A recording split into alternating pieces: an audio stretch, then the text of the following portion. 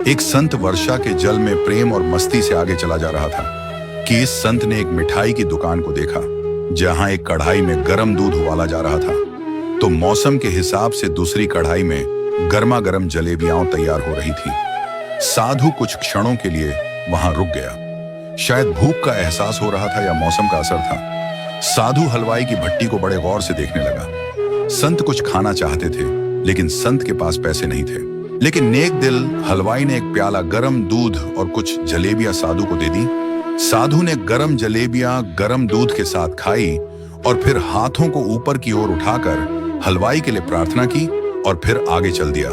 और साधु मस्ती में बारिश के पानी के छींटे उड़ाता चला जा रहा था। वह इस बात से बेखबर था कि एक युवा नवविवाहिता जोड़ा भी वर्षा के जल से बचता बचाता उसके पीछे चला आ रहा था। एक बार इस मस्त संत ने बारिश के पानी में जोर से लात मारी। बारिश का पानी उड़ता हुआ पीछे आने वाली युवती के कपड़ों को भिगो गया और उस युवती के कीमती कपड़े कीचड़ से लथपथ हो गए। उसके युवा पति से यह बात बर्दाश्त नहीं हुई और एक जोरदार थप्पड़ संत के चेहरे पर जड़ दिया। बूढ़ा संत थप्पड़ के ताप न झेलता हुआ लड़खड़ाता हुआ नीचे जा पड़ा। युवक ने जब संत को नीचे गिरता देखा तो मुस्कुराते हुए वहां से चल दिया।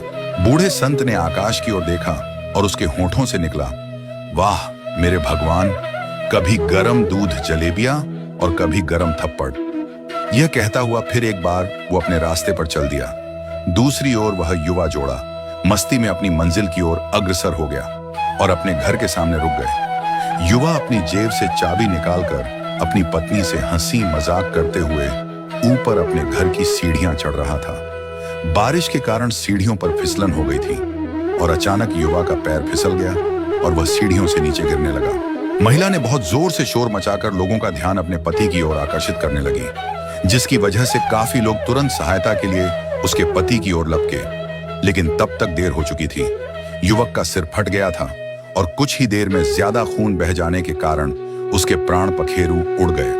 कुछ लोगों ने दूर से आते संत बाबा को देखा तो आपस में कानाफुसली होने लगी कि निश्चित रूप से इस संत बाबा ने थप्पड़ खाकर श्राप दिया है, अन्यथा ऐसे नौजवान युवक का केवल सीढ़ियों से गिरकर प्राण निकलना अचंभे की बात लगती है।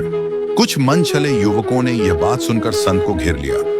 एक युवक कहने लगा कि आप कैसे भगवान के भक्त हैं जो केवल थप्पड़ के कारण एक युवा को श्राप दे बैठे। संत कहने लगे, भगवान की कसम, मैंने इस युवा को श्राप नहीं दिया। अगर आपने श्राप नहीं दिया तो ऐसा नौजवान युवा सीढ़ियों से गिरकर कैसे मर गया?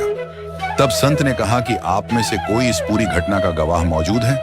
तभी एक युवक आगे बढ़कर बोला कि हाँ मैं हूं। साधु ने अगला सवाल किया, मेरे कदमों से जो कीचड़ उछला था उसने युवा के कपड़े को दागी किया था?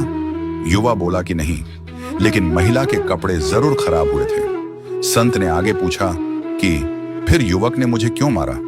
युवा कहने लगा कि वह युवा इस महिला का प्रेमी था और यह बर्दाश्त नहीं कर सका कि कोई उसके प्रेमी के कपड़ों को गंदा करे, इसलिए उस युवक ने आपको मारा।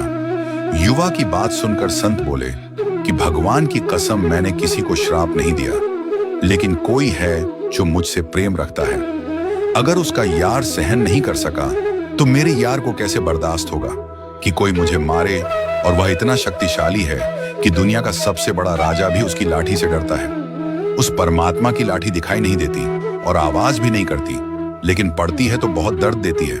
हमारे कर्म ही हमें उसकी लाठी से बचाते हैं। बस कर्म अच्छे होने चाहिए।